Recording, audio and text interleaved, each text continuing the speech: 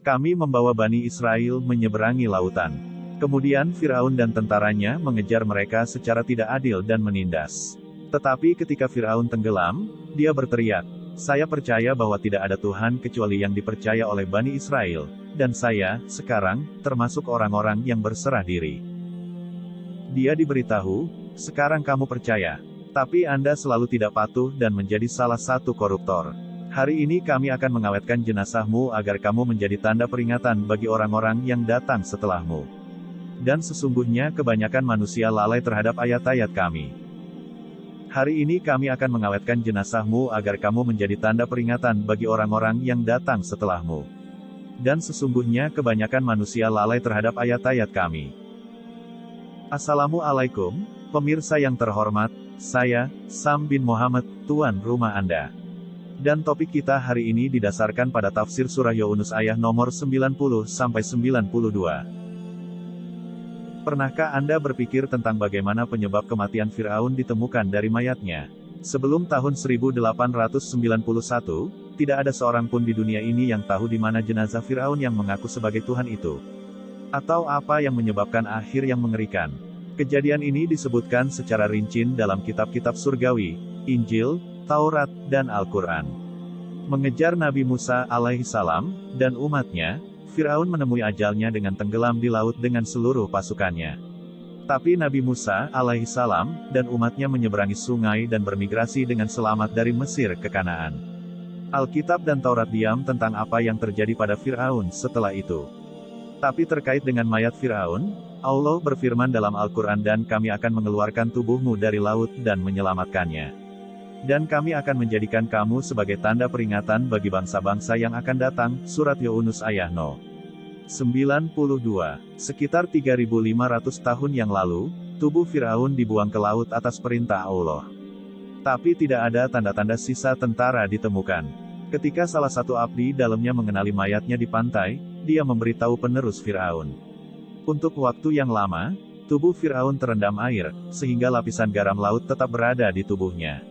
Para abdi dalam menaruh rempah-rempah di tubuhnya dan menguburnya dengan megah di peti matinya. Proses mengubur jenazah dengan bumbu-bumbu sepertinya sudah dipelajari oleh orang Mesir hingga saat ini. Seiring waktu berlalu, bumi dan langit melihat banyak gerakan dan kecelakaan. Di bawah penutup yang semuanya menjadi tidak terlihat. Bahkan Firaun besar Mesir pun mati. Tubuh mereka tersembunyi di kedalaman bumi dan nama mereka hanya terbatas pada halaman-halaman sejarah dan gedung-gedung megah mereka di benak orang-orang.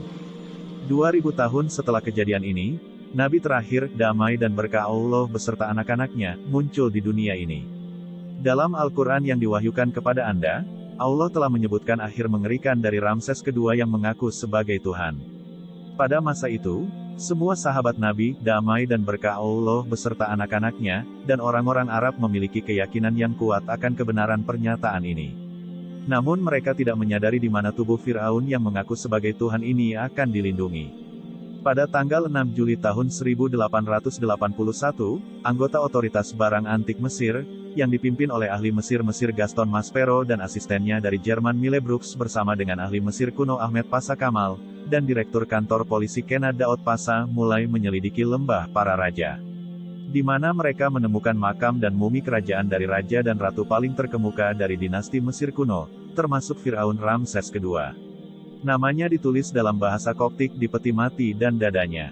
Pada tanggal 15 Juli kapal uap milik otoritas Purbakala tiba untuk membawa mumi kerajaan ke Kairo. Ketika mumi ini dievaluasi secara rinci, lapisan garam laut pada tubuh Firaun menegaskan bahwa ini adalah mayatnya. Ditemukan bahwa ini adalah Firaun yang ditenggelamkan oleh Allah di laut karena pemberontakan dan kekejamannya. Itu adalah penemuan terbesar abad ini, sehingga para arkeolog dari seluruh dunia bergegas ke Mesir. Dalam penyelidikan, mereka menemukan bahwa dibandingkan dengan mumi lain, hanya mumi Firaun Ramses yang memiliki lapisan garam laut di mayatnya. Setelah konfirmasi ini, jenazah Firaun Ramses II dinyatakan dan diawetkan di Museum Mesir. Pada tahun 1982, ketika tubuh Firaun mulai membusuk, maka pemerintah Mesir meminta pemerintah Prancis untuk melestarikan tubuh Firaun dari pembusukan yang mencair dan menemukan penyebab kematiannya melalui teknologi ilmiah modern. Jadi bahkan setelah kematian Firaun, diatur untuk membawanya ke Prancis dengan gaya yang mewah. Saat jenazah Firaun dibawa ke Prancis, Presiden Prancis sendiri bersama pejabat pemerintah lainnya menyambut Firaun di bandara dengan gaya mewah. Bahkan pasukan Prancis memberi hormat padanya.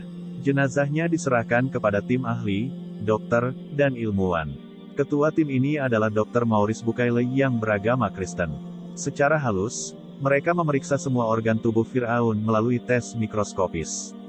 Ketika pemeriksaan selesai, mereka menemukan bahwa partikel garam laut masih ada di tubuh Firaun. Dan penyebab kematiannya adalah tenggelam di laut. Sangat mengejutkan bagi Dr. Maurice Bucaille bahwa kematian seorang raja seharusnya disebabkan oleh tenggelam di laut. Hal ini memaksa Dr. Maurice untuk menyelidiki dan mengkonfirmasi lebih lanjut. Dia menemukan bahwa alasan kematian Firaun ini telah disebutkan dalam Al-Quran yang diturunkan kepada para nabi terakhir 1400 tahun yang lalu, damai dan berkah Allah beserta anak-anaknya. Maka karena ia tahu bahwa tempat ditemukannya jasad Firaun adalah negara Islam, maka rasa penasarannya untuk mengetahui menariknya kembali ke Mesir. Dia adalah seorang ilmuwan sehingga dia berbicara dengan seorang ilmuwan Mesir tentang masalah ini. Ilmuwan Mesir ini membuka Al-Quran dan membacakan terjemahan kata demi kata dari surah Yunus ayat 90 hingga 92 di depan Dr. Maurice. Klaim keilahian Firaun, menyebutkan siksaan Allah dikenakan pada Firaun dan hamba-hambanya karena pemberontakan dan kekejaman. Dan kemudian penyebutan tentang tenggelamnya dia di Laut Merah dan penyebutan laut yang membuang tubuh Firaun setelah kematiannya. Ketika Dr. Maurice mendengar terjemahannya, dia berteriak tak terkendali, tidak ada Tuhan selain Allah dan Muhammad damai dan berkah Allah beserta anak-anaknya, adalah utusan dan hambanya. Allah mengatakan hal ini kepada dunia dengan berjanji untuk memelihara jasad Firaun dan menjadikannya sebagai tanda peringatan bagi bangsa-bangsa di masa depan, bagaimana nasib mereka yang memberontak melawan Allah dan mengingkari keesaannya. Hanya Allah yang Maha Kuasa, yang berhak disembah. Setiap makhluk hidup pasti akan binasa suatu hari nanti, tetapi Allah itu kekal. Hanya Allah lah pencipta alam semesta dan segala sesuatu yang dapat kita lihat, dengar, dan rasakan. Tidak ada yang menciptakan Dia, tapi Dia menciptakan semua orang dan kita semua harus kembali padanya. Lagi pula, tanda mana dari kami yang akan Anda tolak? Kami menganugerahkan Al-Quran dalam bahasa Arab sehingga Anda dapat memahaminya. Al-Quran adalah lautan bagi para pencari yang mencari jawaban atas pertanyaan-pertanyaannya dan peringatan bagi orang-orang yang zalim. Apakah ada yang mengerti dan mengamalkannya?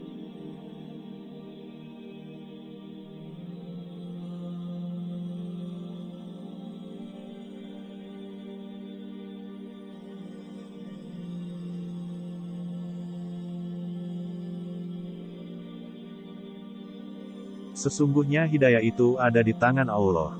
Jika Allah menghendaki, Dia dapat membimbing seluruh umat manusia, karena tidak ada sesuatu pun yang Dia tidak dapat lakukan di bumi ini atau di langit atau di tempat lain.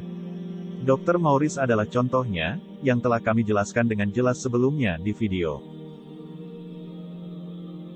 Semoga Allah memberi kita kemampuan untuk memahami dan mengamalkan Al-Quran-Nya yang murah hati.